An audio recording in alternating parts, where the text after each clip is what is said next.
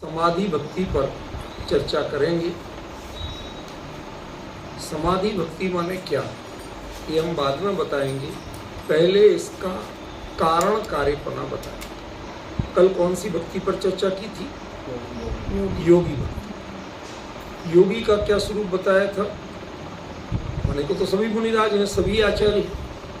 फिर क्या स्वरूप बताया था योगी का? जो समाधि के निर्यापक आचार्य। मुद्दे की बात यही बताई थी। तो समाधि के निर्यापक की भक्ति करने के बाद अब बचेगा क्या?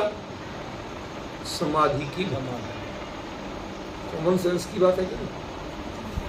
भाई कोई व्यक्ति जिस कार्य के लिए आया तो उस व्यक्ति की भक्ति के बाद हम क्या चाहेंगे कि वह कार्य संपन्न हो।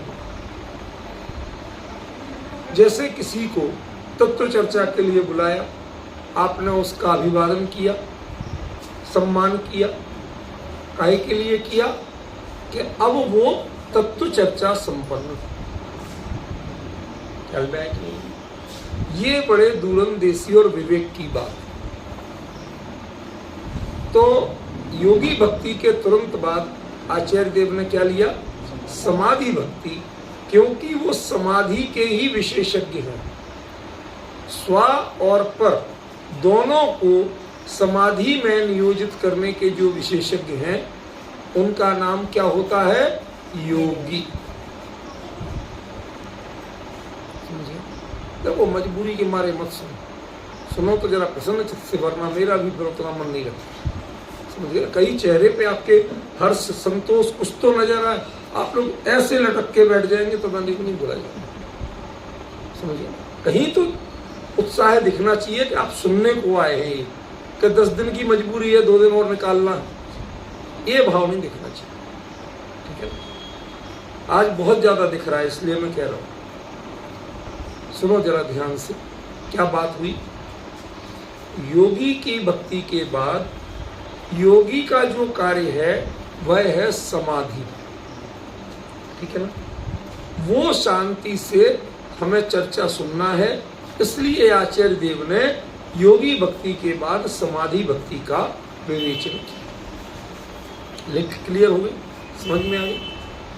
अब समाधि क्या है और कैसे होती है, तो उसके लिए उन्होंने गजब का दृष्टांत दिया। दृष्टांत क्या दिया? सिद्धांत ही दिया। एक शब्द है श्रुत चक्षुषा, शब्दार्थ से बताऊंगा, फिर भक्ति का रूप बताऊंगा। एक शब्द क्या है? श्रुत चक्षुषा, और दूसरा शब्द है केवल ज्ञान चक्षुषा। दो लगभग पैरेलल है, थोड़ा ही थोड़ा अंतर किया कि एक कार्य कैसे करना? श्रुत रूपी चक्षु से। अब ये श्रुत क्या है? श्रुत माने जिनवाणी, श्रुत माने श्रुत ज्ञान। क्या है? अगले में तो केवल ज्ञान शब्द क्लियर है, और उसमें कोई केवल अकेला भी कह दे तो वो भी केवल ज्ञान ही होता है। ठीक है ना? तो मेरा प्रश्न ये है कि ये वास्तव में है क्या? ये तो केवल ज्ञान है। अब ये श्रुत माने जिनवाणी रूपी चक्षु, कहा जाता है आगम चक्षु साहू। साधु कैसे होते हैं? आगम चक्षु से देखते हैं, वो चर्म चक्षु से नहीं देखते। कोई कार्य आगम में कहा कि ऐसा होना चाहिए तो वो वैसे ही करते हैं। तुम्हें सामने क्या दिख रहा है इस पर परवाह नहीं करते। दुनिया क्या कहती है इसकी परवाह नहीं करती, और जो दुनिया के कहे की परवाह कह ले उनका नाम साधु नहीं। क्योंकि साधु दुनिया के हिसाब से नहीं चलते। उनके सामने क्या है? इस पंचम काल में एकमात्र रोल मॉडल है, और वो है जिनवाणी। क्योंकि जिनेंद्र देव तो पंचम काल में उपलब्ध है नहीं। समझ गए? और साधना करने वाले साधु वो खुद ही बन रहे हैं। तो बताओ, देव शास्त्र गुरु तीन ही चीज होते ना, तो तीन में साक्षात देव तो है नहीं। ठीक है ना? तो अब साधुओं के लिए मार्गदर्शक है कौन? कि जिनवाणी। इसलिए उनको कह दिया आगम चक्षु साहू, कि साधु तो आगम की आंख से देखते हैं, अपनी आंख से देखते ही नहीं। कोई चीज है आपको उसमें जीव नहीं दिख रहा। जैसे मैं एक दृष्टांत देता हूं सरल मुनि धर्म का, बाहर की बात तो एक दिन कंट्रोल करवा लो, बहुत गंभीर विषय है। क्या बता रहा था जय बाबू? में मुनि धर्म का एग्जाम्पल दे रहा था, और वो एग्जाम्पल था जो ईरिया समिति होती है चलने के साथ, उसके बारे में। उसमें एक नियम है कि जब मिट्टी का रंग बदलने लगे, मुनिराज चल रहे हो और चलते चलते मिट्टी का रंग बदलने लगे, तो उन्हें नियम है आप वहीं खड़े हो जाओ, पिच्ची से पूरे शरीर को बुहारो, क्योंकि चलते हुए धूल मिट्टी अन्य जीवों का संपर्क हो ही सकता है, तो उसको बुहारो और बुहार के उसके बाद में फिर आगे चलो। तो पूछा ऐसा क्यों करें?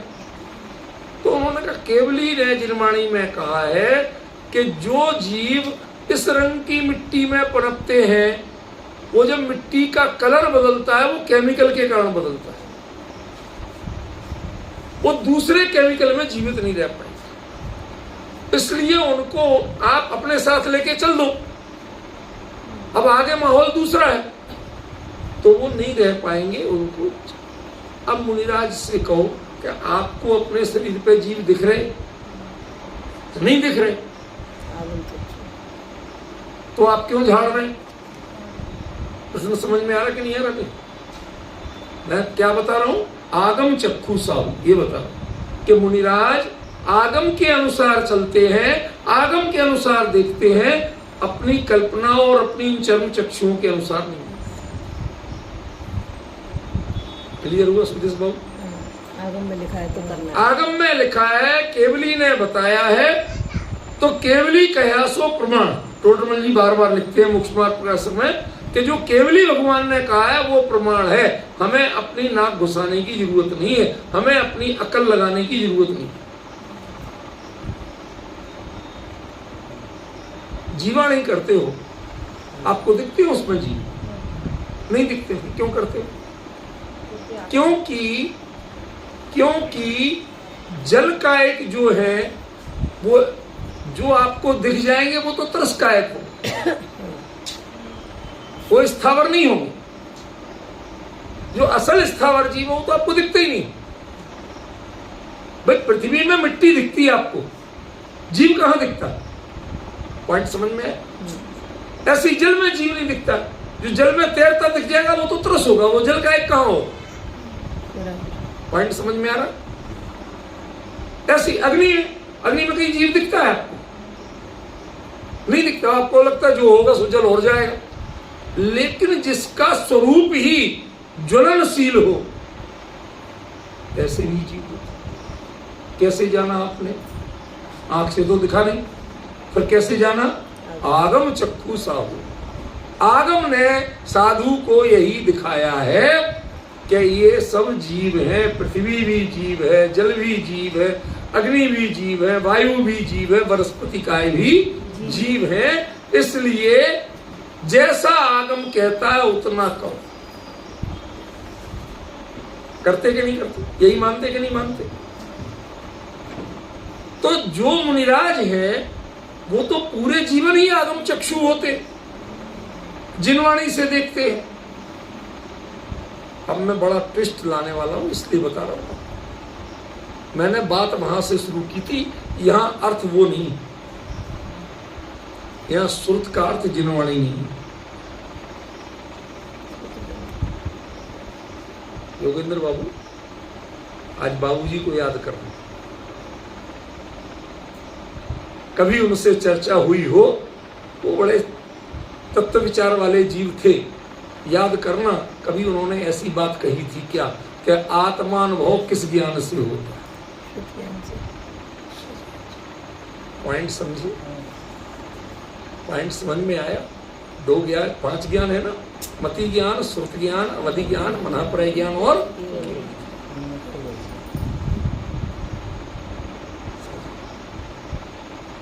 अब आप कहें इसमें एक बाधक तत्व बताओ। वो बाधक तत्व क्या है? श्रुत ज्ञान कैसे होता है? मन से। मति ज्ञान इंद्रियों और मन दोनों से। बोला समझ में आ रहा? मति ज्ञान कैसा? तद इंद्रियान इंद्रिय निमित्तम, वो इंद्रिय और अनिंद्रिय दोनों से, ठीक है ना? और श्रुत ज्ञान मन से होता है, ठीक है। अब ये बड़ा एक दुविधा का प्रसंग है कि आत्मानुभव के समय में ना तो इंद्रियां काम आती हैं, ना मन का विकल्प काम आता है, तो फिर ये होता कैसे आत्मानुभव? मति ज्ञान से कि श्रुत ज्ञान से? आपने मति और श्रुत की परिभाषा कैसी पढ़ी है? एक तो इंद्रिय मन से और दूसरा अकेला मन से, माने आपने निमित्ताधीन परिभाषा पढ़ी। मैं आपसे पूछना चाहता हूं, सपने देखते हो? चश्मे लगा के, बिना चश्मे के? आंख खोल के बंद करके? तो जब दिखाई आपको आंख से देता है और आंख बंद है तो देखते कैसे? इसका मतलब हम मानते हैं कि हमें देखने के लिए आंख जैसे उपकरण की जरूरत है, पर ज्ञान आंख का गुलाम नहीं है देखने की। तो भी बेटा समझ में आई क्या? आज तक हमने ज्ञान को इंद्रिय और मन का गुलाम के रूप में देखा। ध्यान से सुनो तो झट से कान लगाते, सुन के देखो तो नाक पे जोर डालते हैं। आप जो भी जानना चाहते हैं उसमें इंद्रिय और मन, जरा सोचो अच्छी तरह तो दिमाग पे जोर डालते हैं, यही करते ना। इसका मतलब हमने अनादिकालीन अभ्यास रखा है कि ज्ञान की प्रवृत्ति 5 इंद्रिय और मन से ही होती है। इसके बिना भी ज्ञान, इनकी मदद, इनका आश्रय, इनका अवलंबन लिए बिना भी ज्ञान अपना काम कर सकता है, ये हमें विश्वास नहीं। इसीलिए मैंने जानबूझ के ऐसा एग्जाम्पल दिया जिसमें एक भी इंद्रिय काम नहीं आती, जिनके माइनस का नंबर 5 से ज्यादा हो। जानबूझ के बोल रहा हूं, जिनके माइनस माने दूर का नंबर 5 से ज्यादा हो। क्यों बेटा, कितना है तुम्हारा? 2.5। शाबाश। तो जो चश्मा उतार के टीवी देख लेते हो, नहीं देख पाते, तो इसका मतलब आंख कमजोर हुई? कोई बड़ी बात नहीं, हमारी भी उसमें कौन सी आफत होगी? बेइज्जती की बात थोड़ी है। अब सुनना जरा ध्यान से, मैं जो कह रहा हूं। सपने में टीवी कितना, कौन सा चश्मा लगा के देखते? तेरी आंख तो कमजोर है। मेरे प्रश्न समझ में? आपको तो 2.5 है, मैं तो -5 पे पहुंच गया था। तो मुझे पता है कि -5 वाला गारंटी से नहीं देख सकता। उसे सब कुछ मिला मिला नजर आएगा, उसे अलग अलग कुछ दिखेगा ही नहीं। समझ गया? हाथ में भी ग्रंथ है तो दोनों मिले हुए नजर आएंगे। आकार हथेली इतनी बड़ी दिखेगी, वो उसमें ग्रंथ का आकार क्या है और हाथ की उंगलियां कहां हैं ये पता नहीं चलता। तो जो -5 वाले चश्मे वाला व्यक्ति है, वो सपने में पिक्चर कैसे देखता है? और यदि ज्ञान बिना चश्मे के जानने में समर्थ है, तो इसका मतलब बिना आंख के जानने में समर्थ है। क्योंकि कमी तो आंख में है, चश्मे में थोड़ी कमी है। चश्मे ने थोड़ी तुम्हें अंधा बनाया। कमी किसने पैदा की? आंख ने। और आंख से जब काम ले ही नहीं रहे हो, इसका मतलब है मुद्दा चश्मा नहीं है, मुद्दा आंख है कि आंख के बिना भी ज्ञान जान और देख सकता है। आत्मा जान देख सकता है उसे, आंख की जरूरत नहीं है, कान की जरूरत नहीं है। इतनी बात क्लियर हुई? ठीक है, अब अपन उसी प्रश्न पे पहुंचते हैं। क्या था प्रश्न? आत्मानुभव किस ज्ञान से होता है? उस ज्ञान को मति ज्ञान कहेंगे या श्रुत ज्ञान कहेंगे? असल में आप सब लोगों को बता दूं कि ये विषय अभी बड़े बड़े शास्त्रीय विद्वान उत्तर नहीं दे सकते, वो अपने आप को उसमें चर्चा करने में समर्थ नहीं पाएंगे। तो आप लोगों को कोई परेशानी लगे तो हड़बड़ाना मत, मैं उत्तर दूंगा, समझाऊंगा, लेकिन फॉर द टाइम भी ये नहीं समझना धारा में तो क्या बात आ गई, अब मैं क्या समझूं, ये तो हमें पता ही आपको नहीं। अभी तो दिल्ली में जितने विद्वान आए ना, बड़े शास्त्रीय गद्दी में जो चर्चा कर रहे हैं, उनमें से 99 उत्तर नहीं दे सकते, 99% कह रहा हूं। क्यों? ये विषय ही इतना सूक्ष्म है, गलती उनकी नहीं, उन्हें दुनिया को सुनाने और रिझाने वाली बातें करना होती हैं। ऐसे गंभीर विषय पे चर्चा कौन करता है? ठीक है ना? अब सुनो किससे होता है। जब मन विचार नहीं करता तो विचार कौन करता है? जैसे आंख नहीं देखती तो सपने का तो है कि आप क्या देखते हो, तो सपने के जो कुछ भी बुना, ताना बाना, जो कुछ भी आपने, कई बार सपने में निर्णय भी लेते हो कि नहीं लेते हो कि ये काम गलत है, ये मैं नहीं करूंगा, लेते हो। तो उस समय कौन निर्णय ले रहा है? वो प्योर ज्ञान ले रहा है, मन नहीं ले रहा है, क्योंकि मन तो सुप्त है, सोया हुआ है। बात समझ में आ रही है? जैसे आंखें बंद हैं, ऐसे मन भी सोया हुआ है। वो यदि एक्टिव होता तो फिर वो दूसरे ढंग से, फिर आपको होश होता।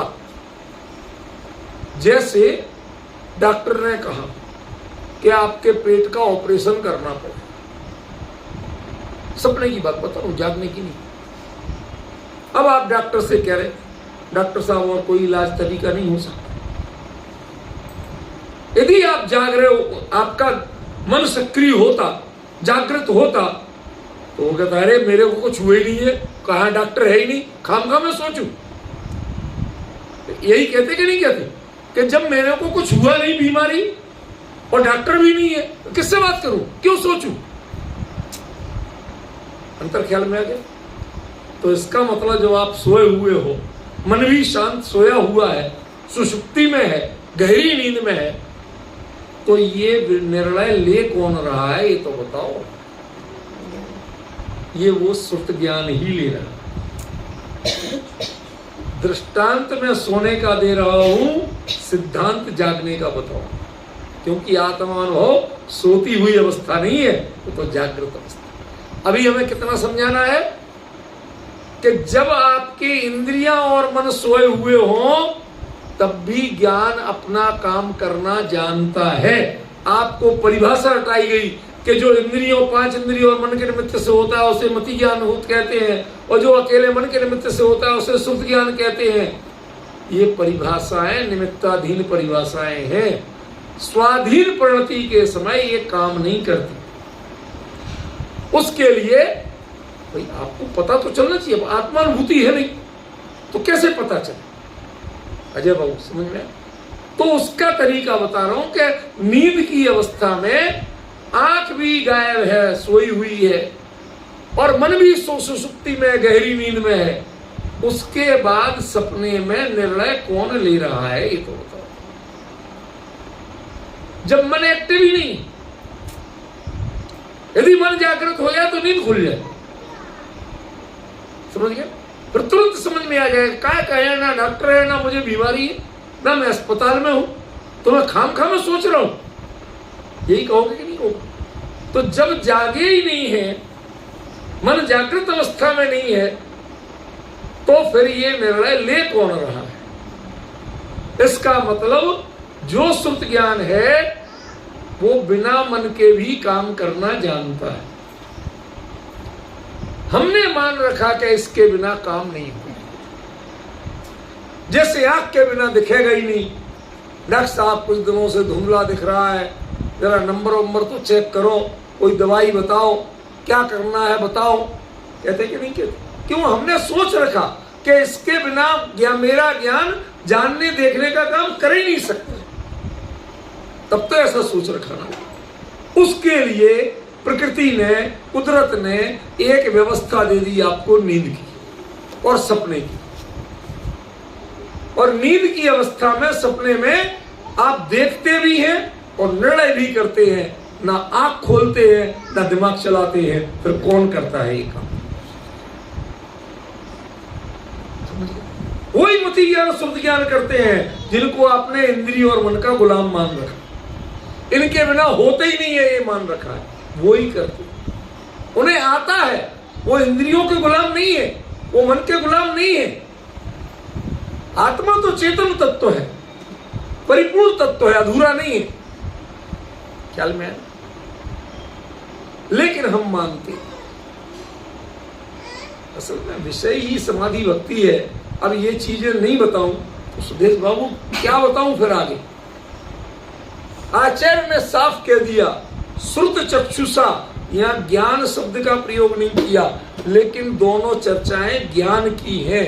श्रुत माने आगम की नहीं है। आगम चक्षुषाहु एवरी टाइम, पूरे जीवन होते हैं, लेकिन समाधि के समय मात्र श्रुत चक्षु होते हैं, श्रुत ज्ञान चक्षु नहीं होते। ओ श्रुत माने आगम चक्षु नहीं होते हैं, बल्कि श्रुत ज्ञान की। अब अंतर ख्याल में पड़ा कुछ? क्या कहा? कुछ समझ में आया? भले ही आप लोगों को उतना शास्त्र की पंक्तियों का अभ्यास ना सही, घबराओ मत, पर जो मैंने दृष्टांत से समझाया कुछ तो समझ में आ रहा कि ऐसा होता है कि नहीं होता। भाई सपने तो आपको भी दिखते हैं, उसके लिए सम्यक दृष्टि होना जरूरी थोड़ी है। ठीक है? अब देखो मजे की बात कि जो मुनिराज स्वयं संलेखना की स्थिति में हैं और उन्होंने छांट बीन कर ऐसे मुनिराज को निर्यापक बनाया कि जो उनकी समाधि अच्छी तरह करा सके।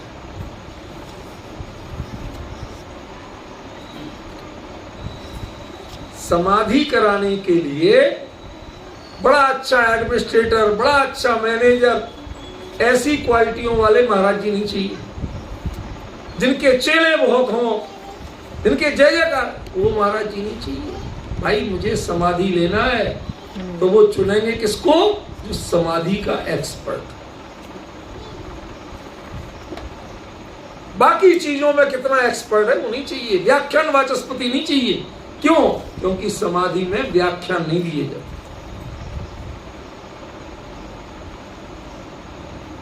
अरे वो खुद एक आचार्य रहे हैं, जो संलेखना ले रहे हैं, समाधि ले रहे हैं, वो खुद एक आचार्य रहे हैं। वो दूसरे के उस पर क्यों जाएंगे? क्यों? क्योंकि देह के संयोग में शरीर की तीव्र प्रतिकूलता के कारण, किसी असाता कर्म के उदय के कारण कोई बीमारी या कोई स्थिति ऐसी बने जिसमें मैं स्वयं को ना संभाल पाऊं, स्वयं की समाधि ना ले पाऊं, तो जो समाधि के एक्सपर्ट हैं कम से कम वो रास्ता बता सके। बात ख्याल में पड़ी है? इसलिए मैं आपके बाबूजी को याद करता हूं।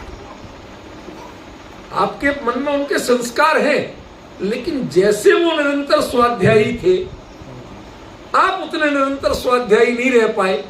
इसलिए कह रहा हूं कि ये चर्चा यदि वैसे किसी व्यक्ति के सामने होती तो वो इसको एकदम सेकंड में पकड़ते।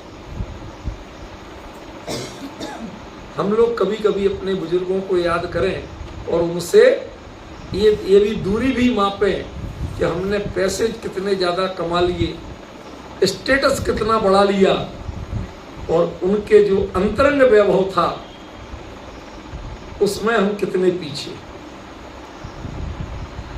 कभी कभी तो विचार किया करो क्या घाटा है इससे।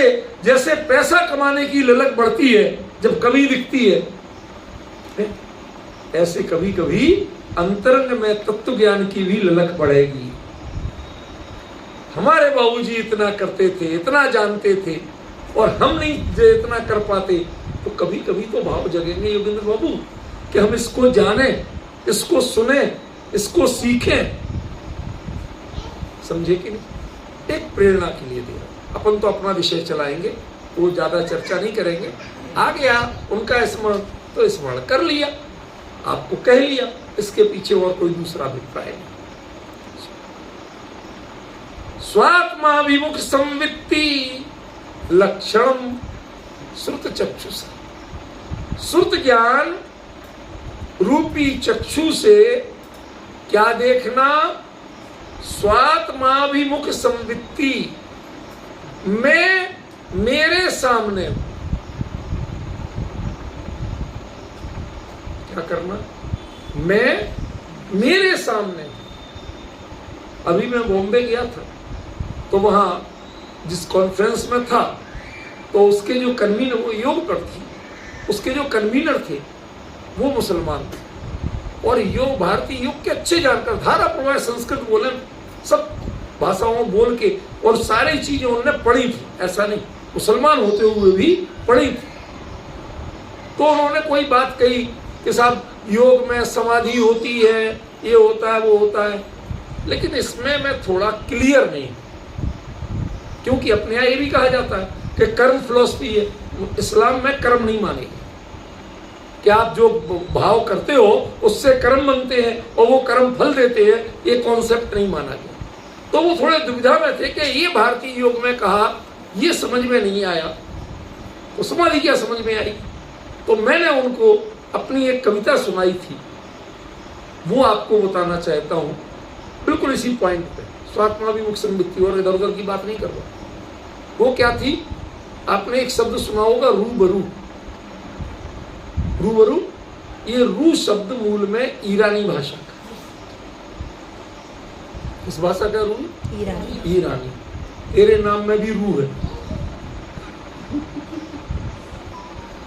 सुन, रू ब रू माने, रू माने होता है चेहरा, मुख, फेस। तो जिसे इंग्लिश में फेस टू फेस कहते हैं, उसको ईरानी में रूबरू कहते हैं। तो मैंने उनको जो बोला था वो आपको बताना चाहता हूं। आपका दिमाग एकदम कौंध जाएगा कि अरे हमारे जैन धर्म में क्या गजब है जो दूसरे लोग वहां पहुंच ही नहीं पाए। मैंने उनसे कहा, भाई साहब, आपके ज्ञान में चेहरा ही तो दिखता है, शरीर तो ही दिखता है, इसलिए आप दूसरे के रूबरू होते। हमारे जैन दर्शन में समाधि करने के लिए रूह ब रूह, आत्मा आत्मा के सामने होता है, उसमें बीच में कोई दूसरा नहीं।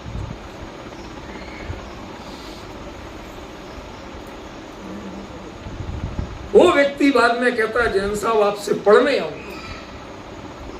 कहते आपने ऐसी चीज बता दी कि जो हमारे इस्लाम में, हमने कि देखो हमने एक कविता छापी हुई है पहले से, बुक लिए थे, देखो ये छपी। कहते जैन साहब आपने जितना इस्लाम को सोचा और गहराई से परखा, उन्होंने दूसरी कविता से हमने कहा देखो, बेखुदी और बाखुदा। खुद माने स्वयं आत्मा। अरे तुम्हारे अल्लाह और खुदा का भेद क्यों किया भाई? परमात्मा और आत्मा, समझे कि नहीं? अब वो सभी को परमात्मा कहने लगे, ये बात दूसरी। वरना खुद माने आत्मा और अल्लाह परमात्मा के लिए। तो आपने बेखुदी, जब हमने बे माने बिना और खुदी माने अपने, हमने अपने को पहचाना नहीं और खुदा को ढूंढने चले। तो मैंने उस कविता में लिखा है कि जब हम अपने विस्मरण छोड़ें, स्वरूप का स्मरण करें, और जब स्वरूप का साक्षात्कार कर पाएंगे तो आप कहेंगे बा खुदा। बेखुदी से बाखुदा तक। तो ऐसा माथे को हाथ लगा के कहता जैन साहब, आप हमारे यदि ये लोग मान जाएं तो हम अपने धर्म के लोगों को, गुरुओं को आपसे पढ़वाएं, उन्हें पता चले कि इस्लाम में भी अध्यात्म है। ये वहां की सच्ची घटना बता रहा हूँ। जिनवाणी की भगवान के दरबार, एक शब्द इधर से उधर नहीं करना, समझिए। अपना विषय क्या था? स्वात्माभिमुख संवित्ति, ज्ञान मेरा, मैं स्वयं जानने वाला और मैं स्वयं को ही जान रहा हूं। समझ में?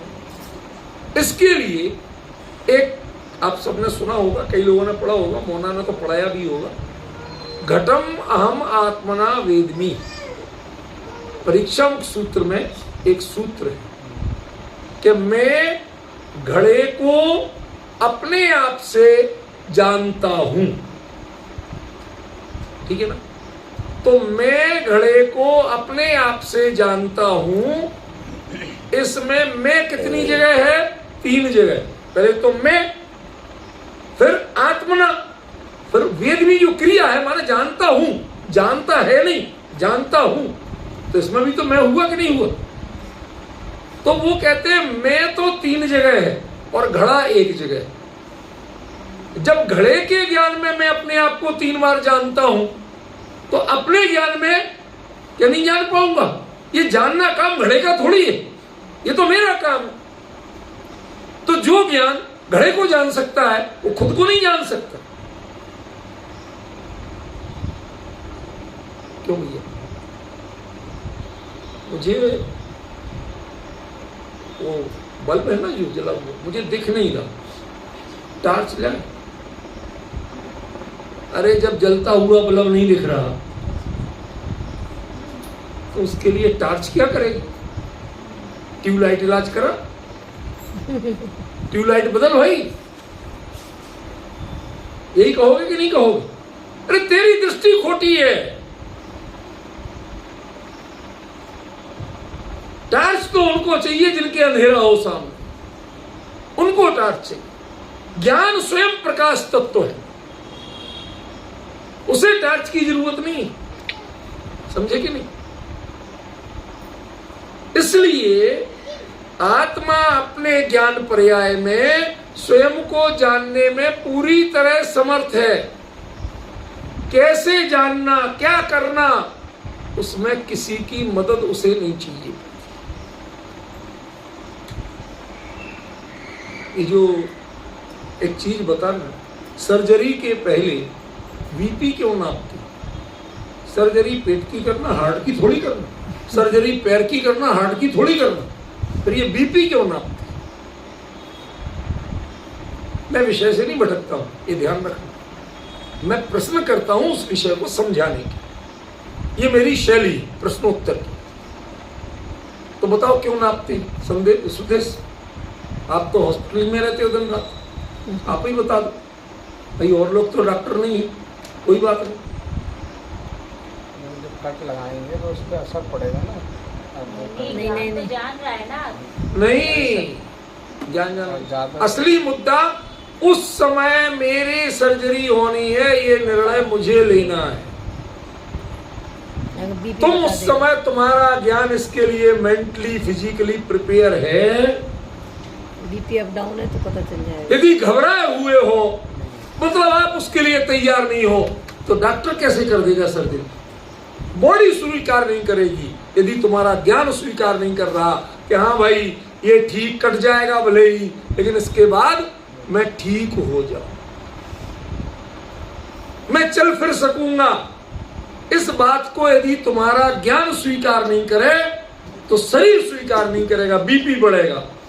और जब ना तुम्हारे ज्ञान ने स्वीकार किया, ना शरीर ने स्वीकार किया, तो डॉक्टर क्या कर लेगा उसे? अब समझे? कई जीवन में प्रसंग ऐसे होते हैं जिसमें निर्णय सिर्फ और सिर्फ हमें लेना होता है। मेंटली प्रिपेयर हमें स्वयं को करना होता है। तो जब सारे निर्णय आप जीवन भर करते हो, तो सलाह भी लेते हो और बाद में फाइनल खुद ही करते हो कि कोई और से कराते हो? खुद करते हो। तो ये अनुभव का काम पहले भूमिका में श्रुत को आगम कहते और दूसरी भूमिका में श्रुत को श्रुत ज्ञान कहते। पहले हम निर्णय किससे कराते हैं? आगम ने क्या कहा, आत्मानुभव के बारे में आगम क्या कहता है, भाई हम वो ही मानेंगे। तो उसका अर्थ क्या होता? श्रुत माने आगम। लेकिन एक अनुभवी आचार्य, अनुभवी मुनिराज, वो समाधि ले रहे हैं, तो उन्हें आगम से पूछने की जरूरत नहीं है, शास्त्र पढ़ने की जरूरत नहीं है। वो तो उनमें अभ्यास है। आत्मानुभव के बिना कोई साधु नहीं होता, और जिसके आत्मानुभव नहीं है वो साधु नहीं है। ये बिल्कुल पक्की जानना। समझे? अब जरा ध्यान दो, मुद्दे पे आओ।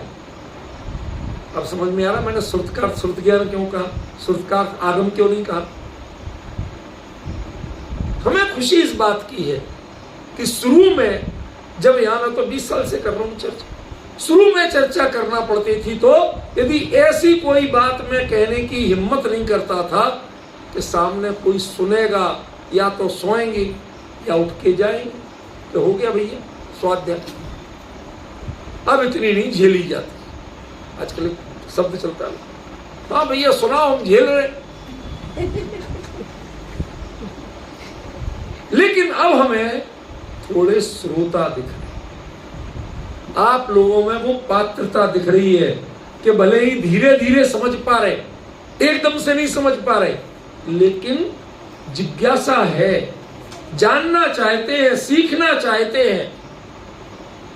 ऐसे शब्दों और अनुभव जैसी विषय को आप, और अरे तो बड़ी ऊंची भूमिका, ऐसा नहीं है। आज जिनके खुद अनुभव नहीं होता है वो क्या कहते हैं?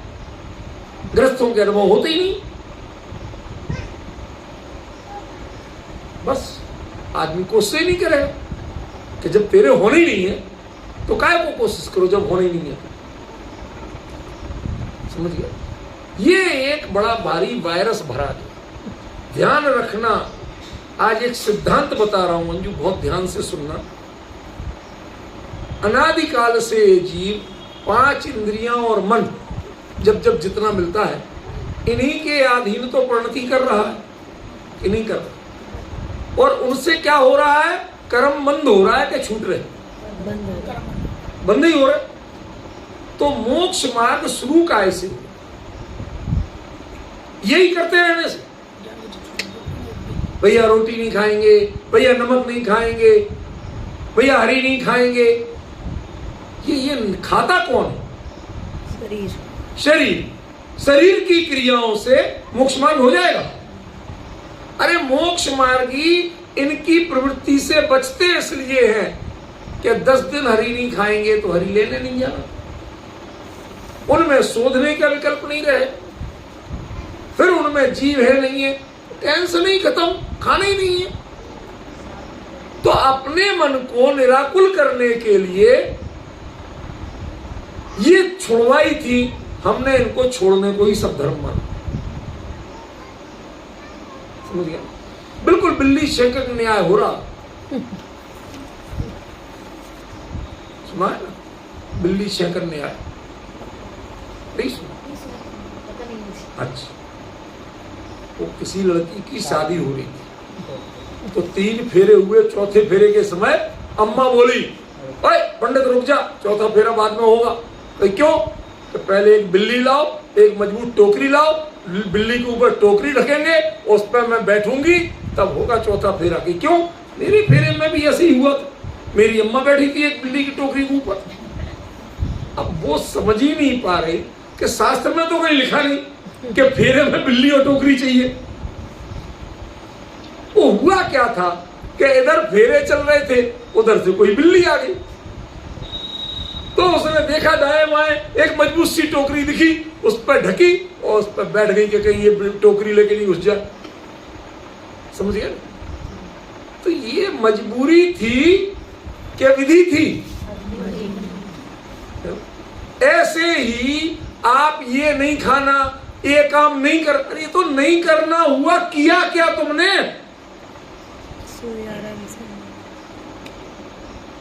नहीं साहब, वो तो अनुभव तो मैंने मुनिराजों से पहले होते ही नहीं। ये इतना बड़ा ब्लेंडर फैलाया गया क्या जिससे श्रावक कर नहीं ले। तो एक घटना चलती है कि एक माँ ने अपने बेटे की शादी की तो बहू भाई जब बहुत सुंदर आई, उसकी कल्पना से 1000 गुनी सुंदर। तो माँ को टेंशन हुई कि यदि ये बहू का चेहरा देखेगा, उससे पहले देखते नहीं थे, ऐसे ही हो जाती थी, तो यदि देखेगा तो ये तो बहू का गुलाम हो जाएगा, मेरी सुनेगा ही नहीं। तो माँ ने कहा, बेटा तुम्हें शादी तो हो गई, सब कुछ मैं बहुत खुश हूं, पर एक बात से बहुत चिंतित हूं। क्या? कि पंडित जी कहते, एक उन्होंने बताया था कि तेरी पत्री में ऐसा योग है कि तू बहू का चेहरा देखेगा तो अंधा हो। तो वो गया रात में कमरे में, लेकिन आंखों पे पट्टी, नहीं मैं नहीं खोलूं। अब वो बहू बहुत कह रही, उसकी बीवी, तो खोल के देख तो सही, मुंह देखने की रस्म होती है, वो तुम देख ही नहीं रहा। नहीं मैं और सब करूंगा, मुंह नहीं, आंख पट्टी नहीं खोलूंगा। उसने कहा क्या चक्कर है बताओ। तो उसने बता दिया कि वो पंडित जी ने ऐसा कहा। तो उसने बहुत अकल का काम किया। उसने कहा भाई तू एक आंख से खोल के देख। अरे फूटेगी तो एक ही तो फूटेगी, दूसरी तो बची रहेगी तेरी। तो उसने एक खोल के देखी, वो सुंदर इतनी थी कि दूसरी कब खुल गई पता ही नहीं चला, अपने आप खुल गई। अब आपको इसमें तो हंसी आ गई। मैं यही कहना चाहता हूं कि इनकी मत सुनो के ग्रस्तों के नहीं होता है, ये मत सुनो। तुम कोशिश करके देखो, अपनी आंख खोल के देखो, अपने शुद्ध ज्ञान का प्रयोग करके देखो, होगा। समझ गए? नहीं हो जब कहना। आज तक को किसी ने बहका दिया और तुमने कोशिश नहीं की, डर के बैठ गए, ऐसा नहीं कर। एक और भ्रम है कि मुनियों को तो होता ही होता है। ये भी भ्रम है। देखो ऐसा है, ये बात तो 100% सही है कि मुनियों को होता ही होता है, लेकिन जिनके नहीं होता वो मुनि नहीं होते हैं, ये बात है। समझ गए ना? हम ये क्यों कहें कि नहीं होता है? जो मुनि होंगे तो होगा ही होगा। अब तुम्हें नहीं है, मुनि नहीं है। अब इसमें हमें और क्या कहना? जब आगम ने साफ कहा है कि होता ही है, तो वो चलो चर्चा छोड़। हम किसी पर कमेंट्स करने के लिए चर्चा नहीं कर रहे, हम समाधि भक्ति के लिए चर्चा कर रहे। लेकिन जो प्रसंग में बात आएगी वो तो क्लियर करेंगे ना। अब देखो, स्वात्माभिमुख संवित्ति, देखो संवित शब्द का अर्थ होता है ज्ञान।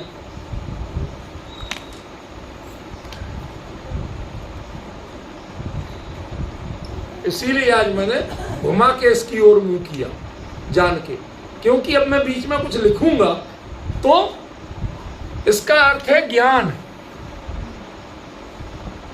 और संवित्ति इसका अर्थ है ज्ञप्ति। अब आप कहें ज्ञान और ज्ञप्ति में क्या अंतर होता है? प्रश्न तो हो आएगा ही ना। ज्ञान माने जानना, और जानने का फल क्या होता है? तो हमारे आचार्यों ने ज्ञान को प्रमाण कहा, और उसके प्रमाण के फल में 3 चीजें बताई। कौन कौन सी बताओ, याद आए कुछ? अज्ञान की निवृत्ति,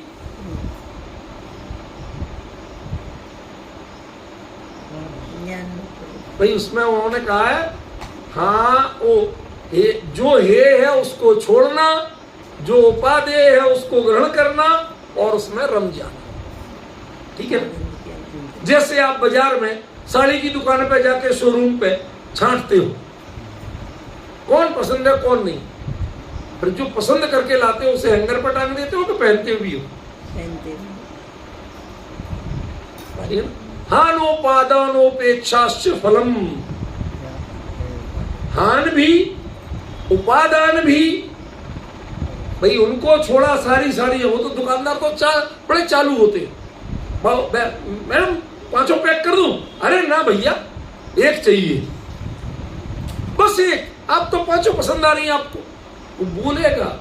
लेकिन बाकी जो पसंद भी आई हैं लेकिन पेमेंट नहीं करना है तो उनका हान करहान माने छोड़ना है कि भैया पेमेंट तो एक ही का लो लेकिन बांध पांचों दो। रुचि कभी कहती है बहुत जाती चांदनी क्यों, कोई दुकानदार हो ऐसा जो दे देता हो तो मुझे भी एड्रेस दे दे, उसका मैं भी ले आऊंगा कि भाई पेमेंट तो एक ही का करूंगा लेकिन लूंगा पांचों, कोई नहीं मिलेगा, नहीं मिलेगा ना, तो बाकी चार छोड़ना पड़ेंगी। जो पसंद नहीं आई वो छोड़ना अलग चीज है, जो पसंद भी आई लेकिन जितने का पेमेंट करोगे बाकी को अब 5 पसंद में से एक छांटना, किसका पेमेंट करें, जेब कौन सी अलाउ कर रही है और हमारे फंक्शन के हिसाब से कौन ज्यादा ठीक रहे, तय करते हो कि नहीं करते हो। ऐसे ही जानने वाला जीव पहले बहुत विषय संसार में पहले दुनियादारी को जानता है, फिर उसको छोड़ के शास्त्र को जानता है, प्रथमान योग, चरणान योग, कर्णान योग, फिर लास्ट में आके द्रव्यान योग में शुद्ध ज्ञायक तत्व आत्मा इसके बारे में जानता है। और पेमेंट माने उपयोग का समर्पण इसी पे करता है, ठीक है ना। तो बाकी की हान हो गई, स्वयं का उपादान हो गया, और बाकी जो जिनवाणी में कही थी उनका क्या हुआ, आपने तो शास्त्र से पढ़ के लिए थी, उनका क्या हुआ, तो उपेक्षा। ना उन्हें हम हे कह रहे हैं और ना उपादेय कह रहे हैं। जिनवाणी को माथे पे रख लोगे तो आत्मानुभूति नहीं होगी, समय सार को माथे पे रख लोगे तो आत्मानुभूति नहीं होगी, सारा समय सार रख लोगे तो भी आत्मानुभूति नहीं। एक दिन उसकी भी उपेक्षा करके उसने जो समझाया है उसकी अपेक्षा करना पड़ेगा, तब आत्मानुभूति। ख्याल में तो ये क्लियर हो गया। हानोपादान, तो इसमें शब्द है संवित्ति, ये ज्ञप्ति, जनरल नॉलेज से काम नहीं चलेगा। समय सार में ये लिखा है, प्रवचन सार में ये लिखा, रत्न, ये सबसे काम नहीं चलेगा। आपको जो लेना है, जो समझना है, जो अपनाना है, अब उस पर्टिकुलर पे बात करो, समझ गया। तो अकेले जानना कार्यकारी नहीं, आपको अपनाने के लिए जानना कार्यकारी।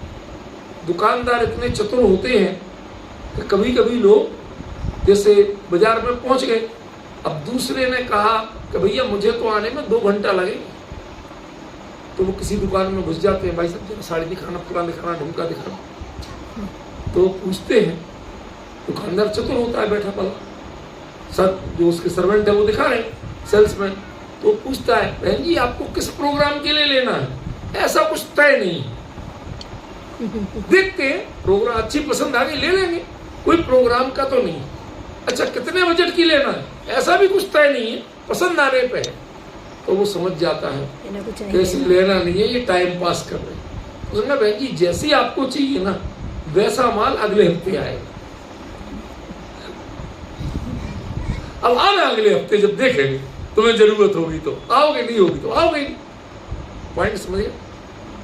तो जो जिनवाणी ने जो कुछ कहा है उसमें आप टाइम पास कर रहे हो।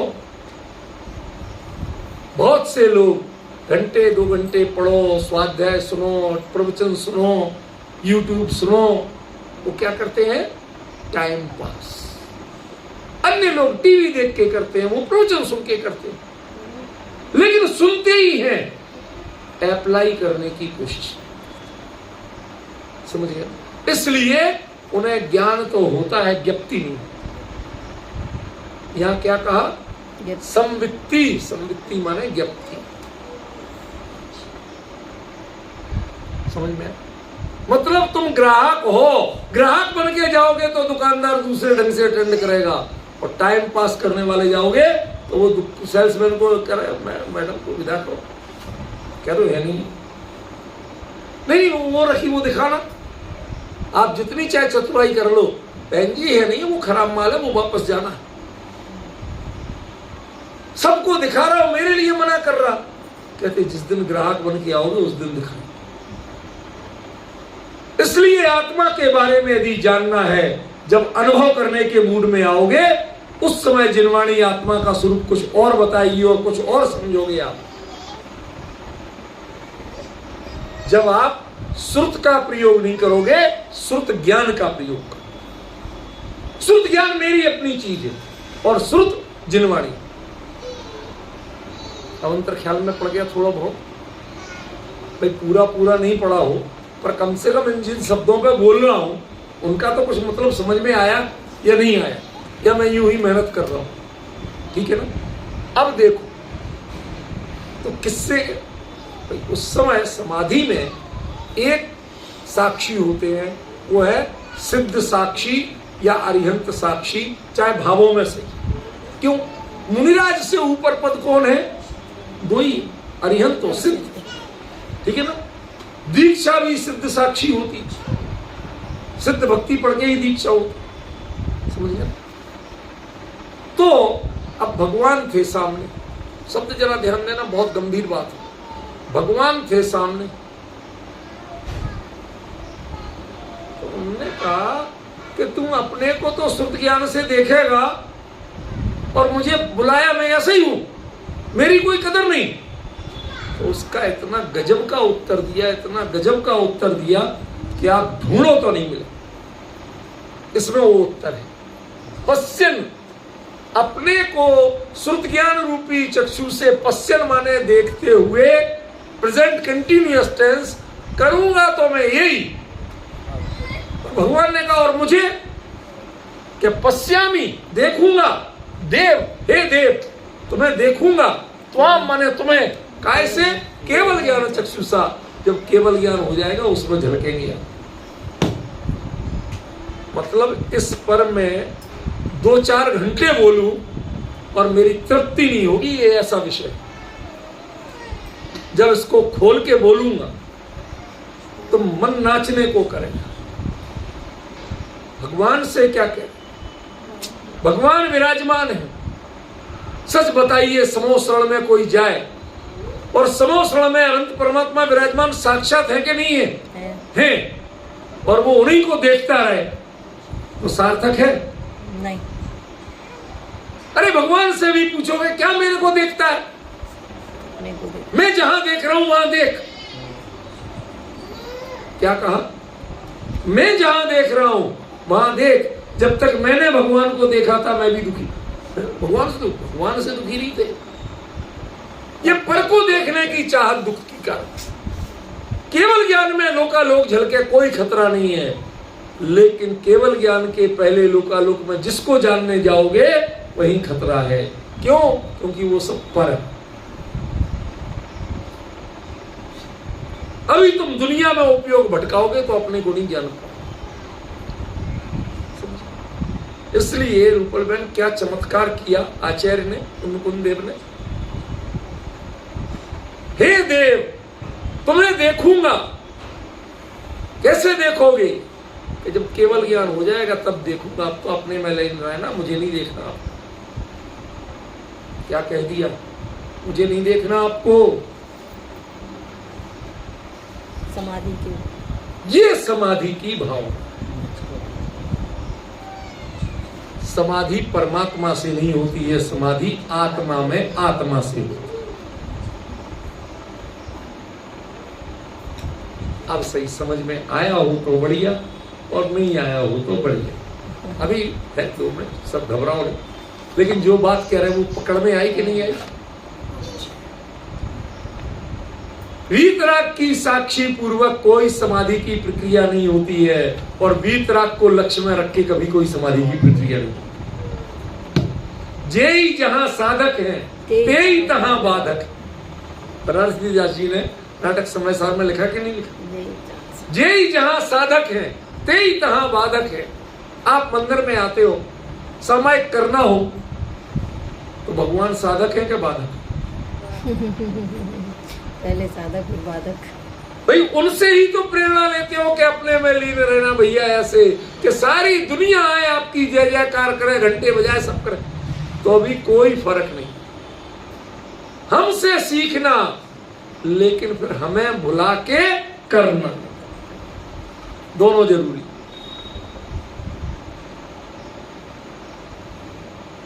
ये बहुत गंभीर विषय है अजय बाबू। इन विषयों पे बोलना हंसी खेल नहीं है। इनको समझाना आसान काम नहीं है, और जिनको इतना निरंतर अभ्यास नहीं हो उनके बीच में समझाना बहुत कठिन है।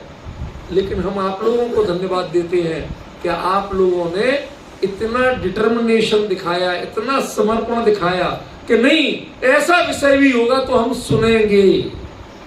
अरे भीड़ नहीं है तो क्या अंतर पड़ गया? ये विषय भीड़ के नहीं है। ज्वेलरी की दुकान पे भीड़ नहीं होती। ये तो खरा असली नगीने हैं, जिनवाणी के असली नगीने हैं ये विषय। इनकी चर्चा में भीड़ नहीं हो, कोई खतरा नहीं है। लेकिन जो हो वो जागृत तो हो, सोता हुआ तो नहीं हो, उठ के भागने के मूड में तो नहीं हो। तो वही होता है कि जिनवाणी में क्या होता है, क्या होंगे क्या लड़ मरे, क्या उठ घर पहुंच जाए, यही होता है।